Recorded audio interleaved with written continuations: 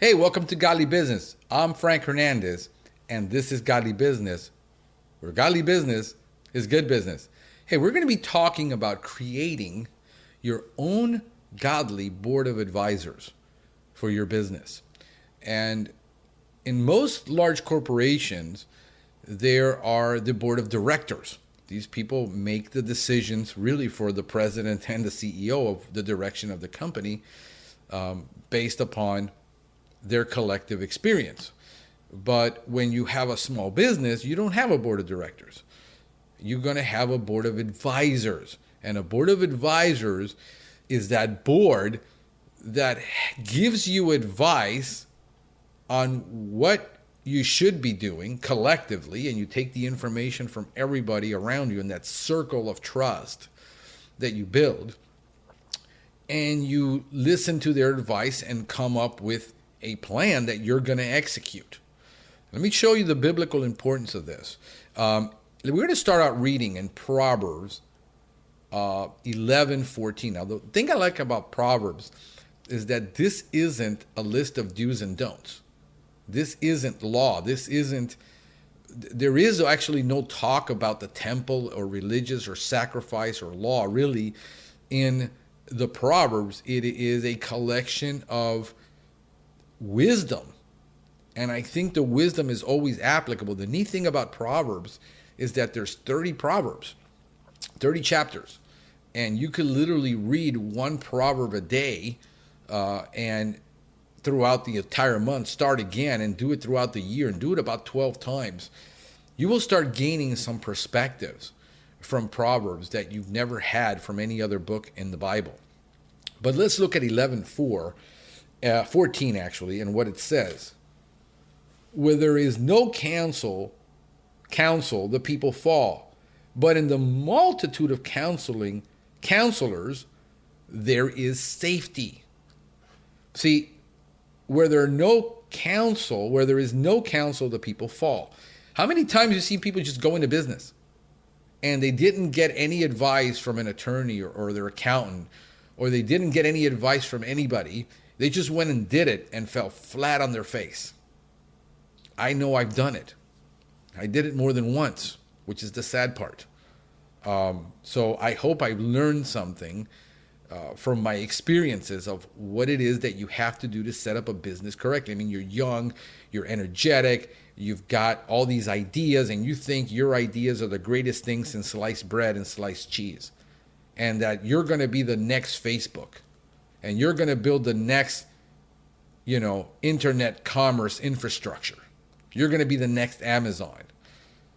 I mean, those are great dreams. Unfortunately, it takes a lot of skill and a lot of money to pull that off. Pulling an Amazon today isn't the same as trying to pull one off 20 years ago when the internet was fresh. By the way, grab yourself a good cup of coffee.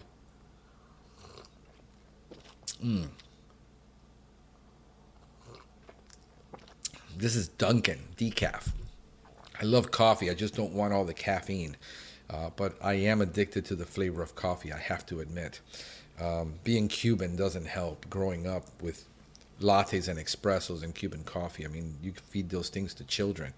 Today it would seem like illegal, but I grew up on that. So you need counsel before you launch, and even after you launch, you need counsel to grow, and you need counsel to expand, and to take your business to the next level. You're always going to need counsel. The question is, what level do you need it at, and from whom? So go to 1522, Proverbs. We're going to stay in Proverbs. We're going to make it real easy. Without counsel, plans go awry, but in the multitude of counselors, they are established.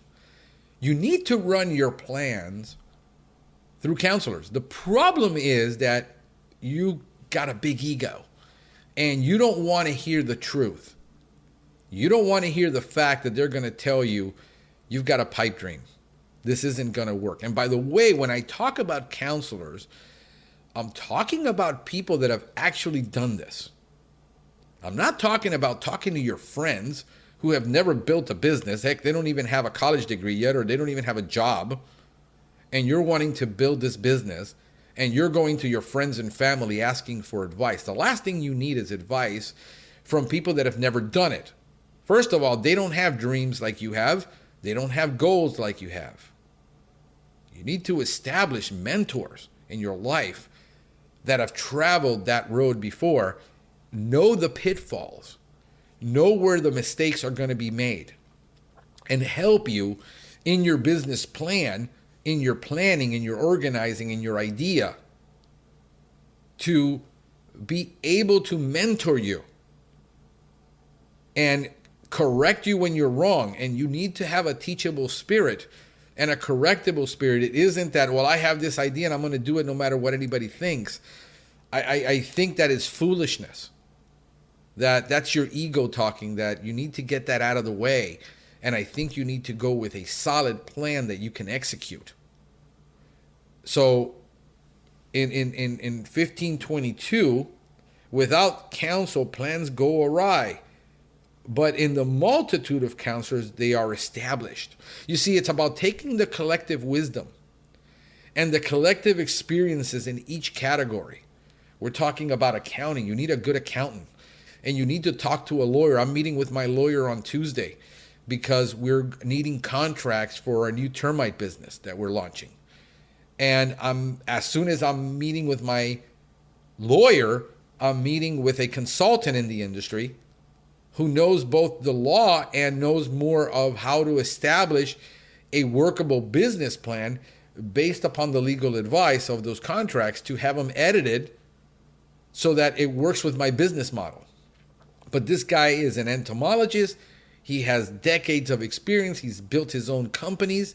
He was technical director. This guy has the experience and the street experience, not just the technical knowledge, to help me develop a good, solid program that's going to work, that's going to be customer-centric. It's going to be in the best interest of the customer, not just what's profitable for me. You see, and then I got my accountant, which I talk to on an annual basis because we're not millions of dollars. But I started doing some diversifying now this year in my money. And I put a little bit in the stock market, and I put a little bit in my 401k, my Roth IRA, and I put a little bit in savings, and I learned from Profit First. You need to get that book, Profit First, about taking money out and paying yourself first and covering your future needs and the future profit and the needs of the company before you go spending all the money. You see, books are counselors. These are guys who have done it. They've built multi-million-dollar businesses. Get an Audible account. Start listening to books. I got about 198 books on my Audible. I listen to anywhere between 2 to 4 books a month. Getting counsel from multiple views. And then I find a common thread. What I learn is I find this common thread that's common among everything they're teaching, which is sound, practical. So a lot of times we want the illusion of what we're going to be able to do versus the sound practicality. So go with me to Proverbs 20. Proverbs 20, 18. Plans are established by counsel, by wise counsel, wage war. You're going to do this disruptive business model. Do you have the stomach to take on an entire industry and disrupt it and not care what your competition is going to think, but that the customer is out there for this model? It totally disrupts it. I mean, do you think Uber cared the fact that the black car industry, that the limousine industry was going to be upset because now everyone could have a limo? Do you think Uber was afraid of the legal ramifications of what they were trying to do because they were breaking up monopolies like the taxi industry? And they were going to have to wage war against the taxi industry, fight City Hall, and they knew they were going to have to do this because the laws were established. For instance, in the state of Florida, in order for you to own a limousine business, the law says that you have to have a limousine license by the state of Florida. Consumer Services. Do you have the money? Do you have the stomach to go to battle, to prove your point, and to win? In 2018, plans are established by counsel, by wise counsel, wage war. Are you going to be a wartime general, or are you going to be a peacetime general? Are you going to win through diplomacy?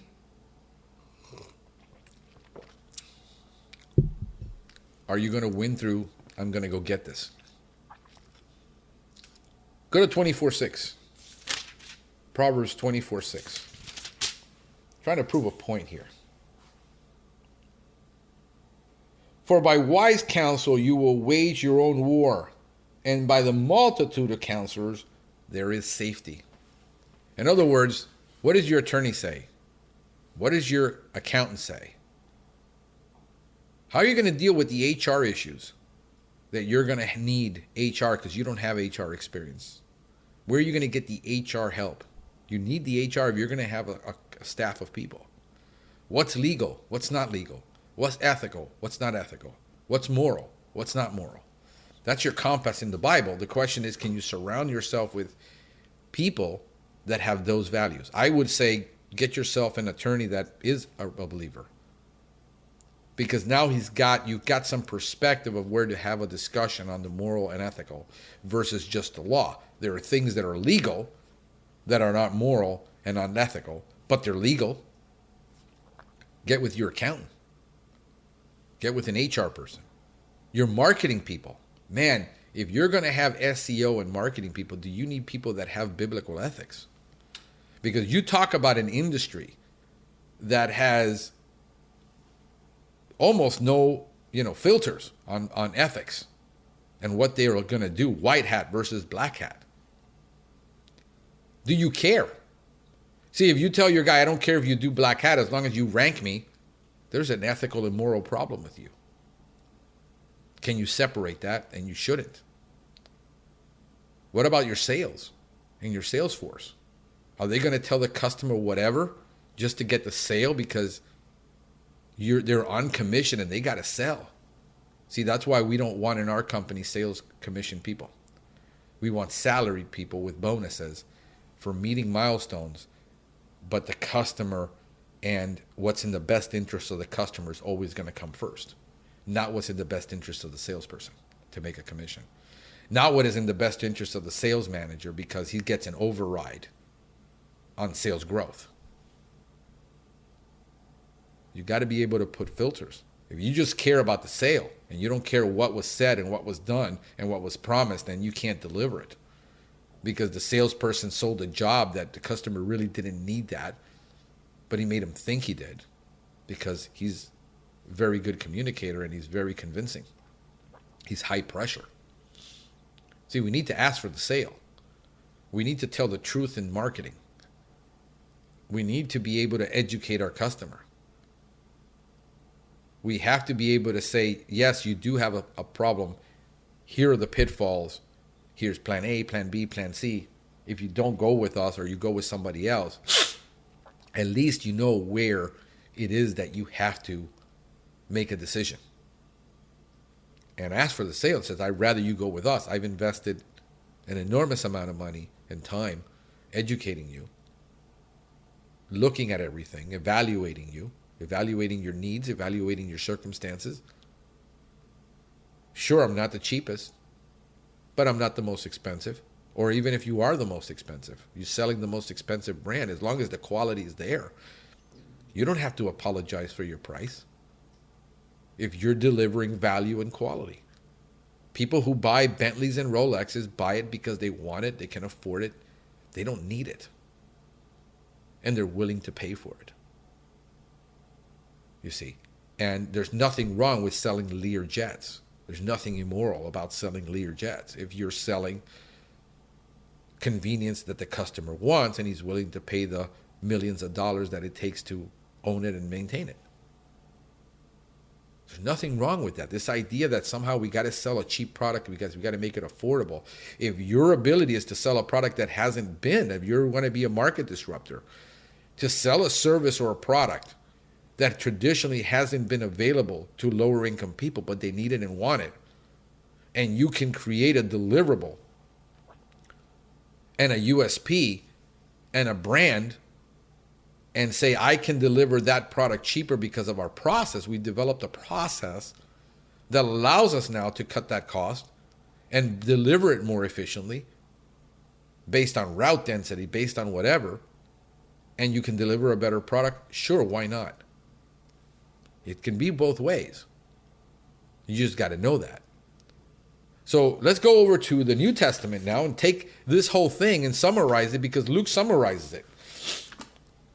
The Old Testament confirms the New Testament. The New Testament confirms the Old Testament. In Luke, let's go to Luke 14:28.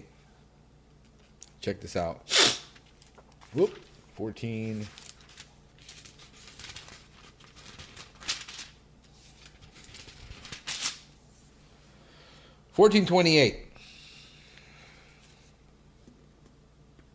And let's go. Yeah, here it goes. For which one of you, intending to build a tower, does not sit down first and count the cost, whether he has enough to finish it? In other words, do you have enough money to launch your business?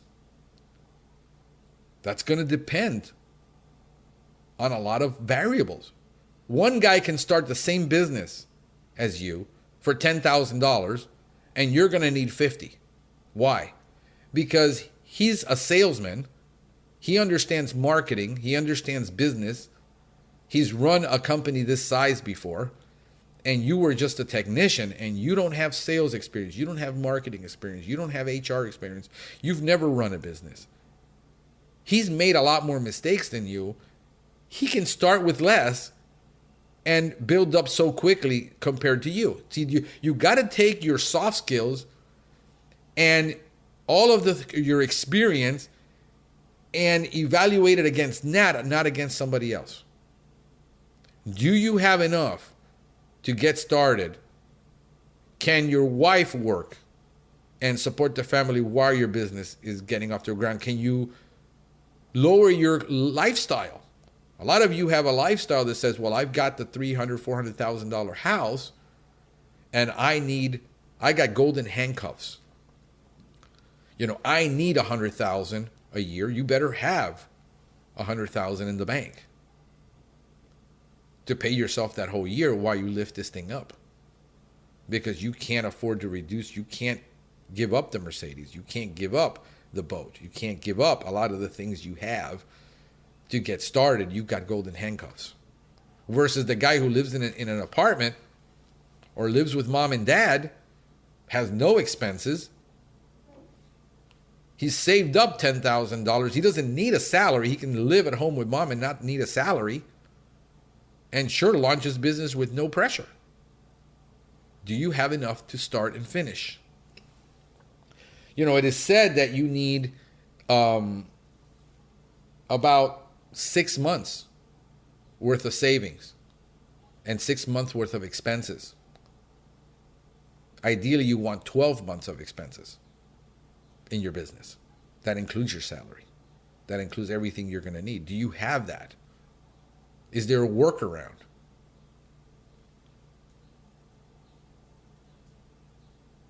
Lest after he has laid the foundation and is not able to finish, all who see it begin to mock him.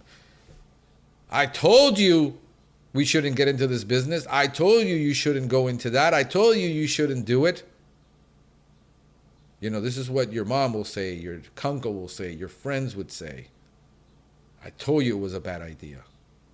Do you have the stomach to deal with the failure? If you get the wise counsel, you build a solid plan, Do you have a great chance of failing? You still do. However, I would rather have a 50-50 chance than an 80-20.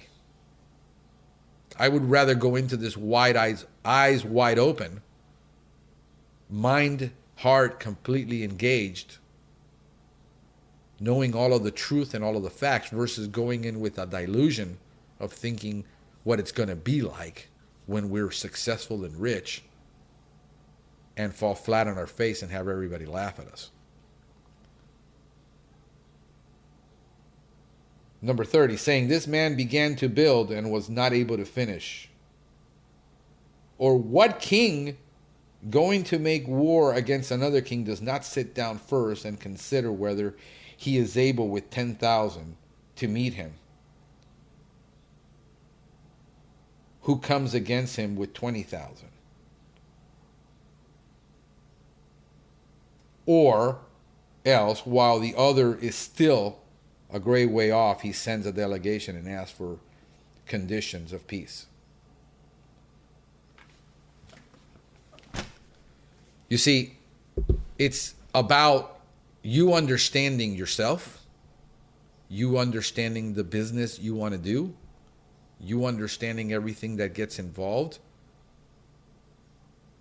I'd be looking at accountants, lawyers, HR people, salespeople, marketing people, branding people, culture people that can create a culture. I'd be looking at talking and creating a list.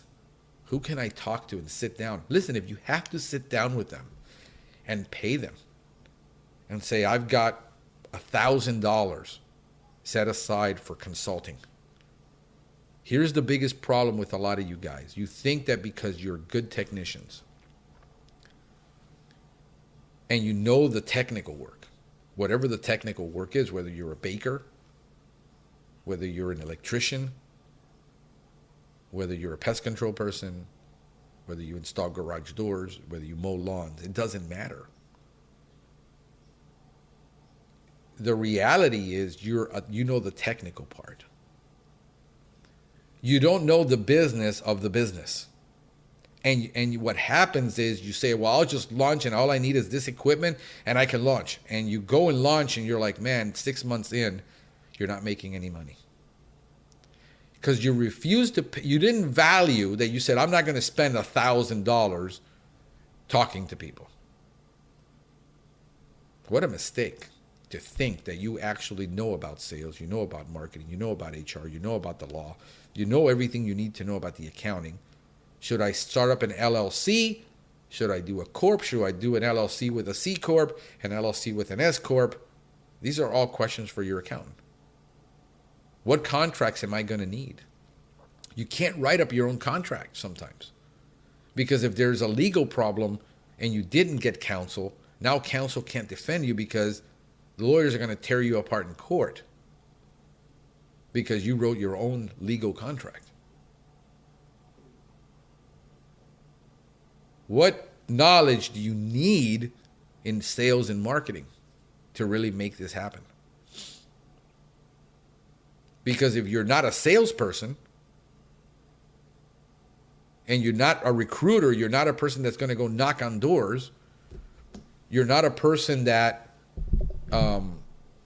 is going to talk to everybody because you're kind of introverted, then you need more marketing and you need more advertising. And do you go with SEO? Do you go with ads? You think you're going to buy 1,000 business cards, hand them out, and people are going to flock to you? Build it and they will come? It's not reality. I hear this 1,000 times when I'm talking to people about them starting their business. And they all tell me the same thing. And I said, you know what you're going to need at the end of this in 6 months is a bankruptcy attorney. Because you've got all these ideas and things that are not based on fact or reality or previous experience. They're based on something you conjured up in your head. Surround yourself with wise counselors. I mean, you do want to, think about this. I'm going to give you an idea of a USP in a blue ocean. You're going to build the next eco-friendly landscape company. Because this is new. This is what people are wanting. Why?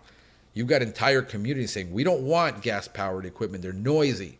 They pollute the environment. You can't go in before a certain time because those equipments make noise and people are sleeping. Can you imagine building the first all-green electric, 100% electric landscape company with electric trucks? They're coming. With electric ride-on mowers. They're here.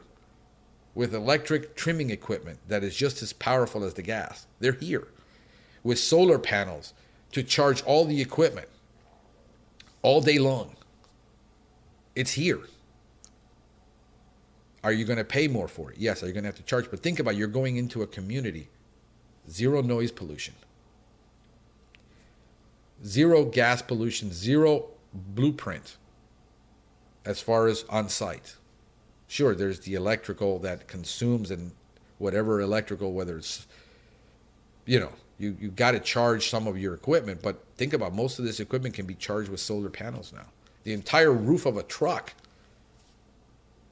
that is enclosed can house all the solar panels you need to even charge the truck.